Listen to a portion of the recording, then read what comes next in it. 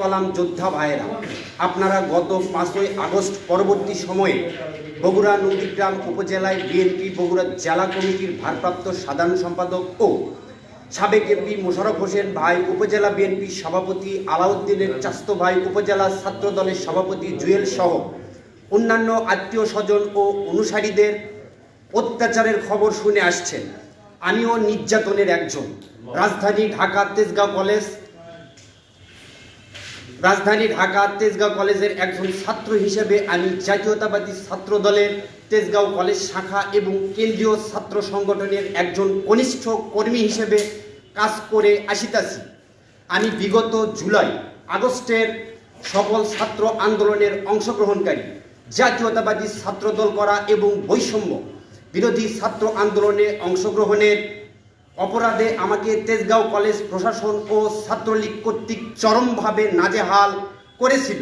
তবে এই নাজেহাল ও নির্যাতিত হওয়া বিষয়টি প্রতিপক্ষ শক্তি দ্বারা সংগঠিত হওয়ায় আমি শারীরিক, আর্থিক ও একাডেমিকভাবে ক্ষতিগ্রস্ত হওয়ায় আমি মানসিক কষ্ট পাইনি, কিন্তু আমার নিজের মাতৃভূমি এবং নিজের দলের নেতাদের হাতে থানা চত্বরে মারপিটের শিকার হওয়া এবং ডিবি পুলিশের দ্বারা রাতের আধারে আমার নিজ বাড়ি থেকে তুলে এনে ডিবি কার্যালয়ে মারধর করে পরের দিন সকালে হুমকি দিয়ে আমার পিতার কাছ থেকে অঙ্গীকারনামা লিখে নিয়ে ছেড়ে দেওয়া হয়।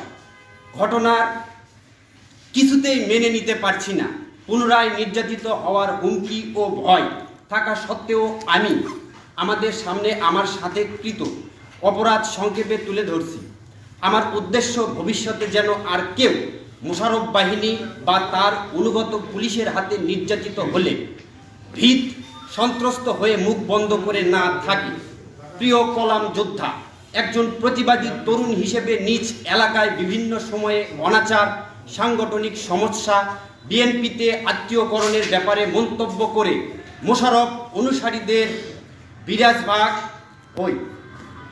বিশেষ করে ছাত্রদল সভাপতি জুয়েল ও তার সহযোগীরা আমাকে হুমকি দিয়ে যেখানে পাবে সেখানেই ক্রমাগত হুমকি দিতে থাকে। এরই এক পর্যায়ে গত 2/9/2024 ইংরেজি তারিখে আমি মামলা সংক্রান্ত একটি কাজে নন্দীগ্রাম থানায় উপস্থিত হলে ছাত্রদল নেতা জুয়েলের সাথে দেখা হয়। আমাকে দেখে জুয়েল ও তার সহযোগী শাকিল বলে, কি রে, বলছিলাম না তোকে যেখানে পাবো সেখানেই মারবো। একথা বলেই ওসি ও পুলিশের সদস্যদের সামনে আমাকে মারধর করে। আমি পুলিশের সাহায্য চেয়েও পাইনি। এক ঘটনায় আমি লজ্জায়, অপমানে, ক্ষোভে সেখান থেকে চলে আসি। পরে জেলা বিএনপির সিনিয়র নেতাদের কাছে মোশাররফ ও তার সহযোগীদের বিরুদ্ধে নালিশ দিলে তারা এ ব্যাপারে কোনো প্রতিকার করতে তাদের অক্ষমতার কথা স্বীকার করেন। কিন্তু আমি আমার সীমিত পরিসরের মাধ্যমে যেখানে সম্ভব সেখানে নালিশ এবং প্রতিবাদ অব্যাহত রাখি। ফলে আমাকে মুখ বন্ধ রাখতে বাধ্য করে গত 28/11/2024 ইংরেজি রোজ বৃহস্পতিবার আমার বাসায় গভীর রাতে ডিবি পুলিশের অভিযান হয়। অভিযানিক দলটি আওয়ামী ফ্যাসিস্ট স্টাইলে বাড়ির দরজা ভেঙে আমার আত্মীয় স্বজন, পাড়া প্রতিবেশীর বাধা উপেক্ষা করে আমাকে বগুড়া ডিবি হেফাজতে নিয়ে যায়। সেখানে আমাকে চরম মারপিট, থাপ্পড়, কিল, ঘুষি মেরে বলা হয়, এমপি মোশাররফ সাহেবের বিরুদ্ধে সমালোচনা, নিন্দা করিস, বাঁচতে চাইলে এসব বন্ধ কর। আমি জেলা বিএনপির কাছে বারবার বিচার চেয়েও কোনো প্রতিকার না পেয়ে আমার সর্বোচ্চ নেতা, দলের ভারপ্রাপ্ত চেয়ারম্যান জনাব তারেক রহমানের নজরে আসার জন্য বাধ্য হয়ে এই সাংবাদিক সম্মেলনে উপস্থিত হয়েছে। পরদিন শুক্রবার সকালে তারা আমাকে বলে, তোর বাবাকে মোশাররফ সাহেবের কাছে ফোন দিতে বল, উনি বললে তোকে ছেড়ে দিব। ওনাদের কথা মতো আমি আমার বাবাকে ফোন করে সব কিছু খুলে বললে আমার বাবা মোশাররফ সাহেবের অনুমতি নিয়ে আমাকে অঙ্গীকারনামা লিখে দিয়ে ডিবি হেফাজত থেকে নিয়ে যায় এবং জোরপূর্বকভাবে একটি ভিডিও রেকর্ডিং করে নেয়। যাওয়ার সময় হুমকি দিয়ে ডিবি সাব ইন্সপেক্টর আমার মিতা মোহাম্মদ আশিকুর রহমান আশিক আমাকে উদ্দেশ্য উদ্দেশ্যের ছলে বলে, শোন, এখন থেকে মোশাররফ সাহেবের কথা মতো চলবি। টাকা পয়সা দলীয় পদ পদবি লাগলে আমি বলবো মোশাররফ ভাই তোকে দেবে, আমি ওনাকে বলে তোর ব্যবস্থা করে দিব। মনে রাখিস, এবার তোকে ছেড়ে দিলাম, এরপর ধরলে কিন্তু আর ছাড়বো না।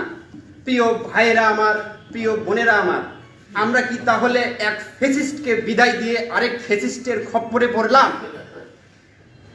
প্রিয় দেশবাসীর কাছে আমার সবিনয় অনুরোধ, আমরা ন্যায় বিচার প্রতিষ্ঠার জন্য এতদিন সংগ্রাম, স্বাধীন রাষ্ট্র প্রতিষ্ঠা করার জন্য সংগ্রাম, অত্যাচার, নিপীড়ন সহ্য করেছি। এখনো যদি এগুলো অত্যাচারের বিরুদ্ধে আমরা সোচ্চার না হই, আমি আর কিছু বলতে চাই না।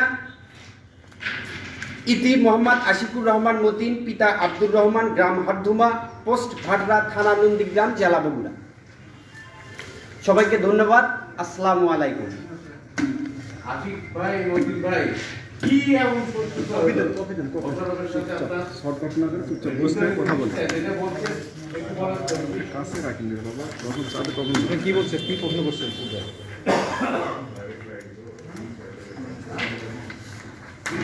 কোন জায়গায় থেকে দ্বন্দ্ব শুরু হলো? জি স্যার, কোন জায়গায় থেকে দ্বন্দ্ব শুরু হলো? দ্বন্দ্ব বলতে এটা পূর্ব শত্রুতার জের ধরে পরিকল্পিতভাবে নন্দীগ্রাম থানা চত্বরে আমাকে অন্যায়ভাবে নন্দীগ্রাম থানা ছাত্রদলের সভাপতি জুয়েল রানা সহ অনেকেই মারধর করে। আমি অনেক আগে বলেছিলাম জুয়েল সাহেবকে, জুয়েল সাহেব, আপনি তো নন্দীগ্রাম থানা ছাত্র দলের সভাপতি হওয়ার অযোগ্য। আলহাজ মোহাম্মদ মোশাররফ হোসেন সাবেক এমপি ভাই যদি না থাকতো, আপনি তো ইউনিয়ন সভাপতি হওয়ারও যোগ্যতা অর্জন করেন। আপনাকে ছাত্র দলের সভাপতি বানানো হয়েছে। এটা ফেসিস্ট গণতন্ত্র হত্যাকারী খুনি শেখ হাসিনার পতনের আগের ঘটনা। এই কথা থেকেই মনে হয় শুরু হয়েছে নাকি? হ্যাঁ, এখান থেকেই শুরু হয়েছে। আর মূল বিষয়টা হচ্ছে জনাব মোহাম্মদ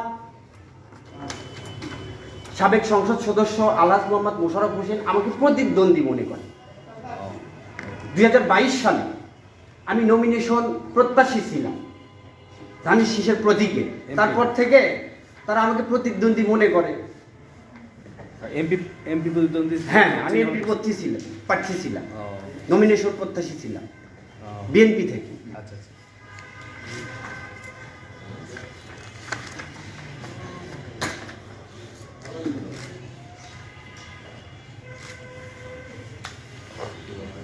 আর কারো প্রশ্ন না থাকলে শেষ করে দেন। আনন্দ ভাই, কপি নাই? আছে।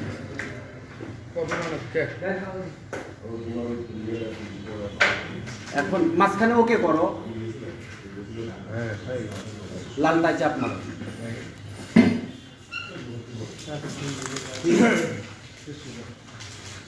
সম্মানিত সাংবাদিক, যদি আপনাদের কোনো প্রশ্ন থাকে করতে পারেন। না ভাই, তেমন কিছু নাই। আল্লাহ আপনাকে হেফাজত করে দিলেই।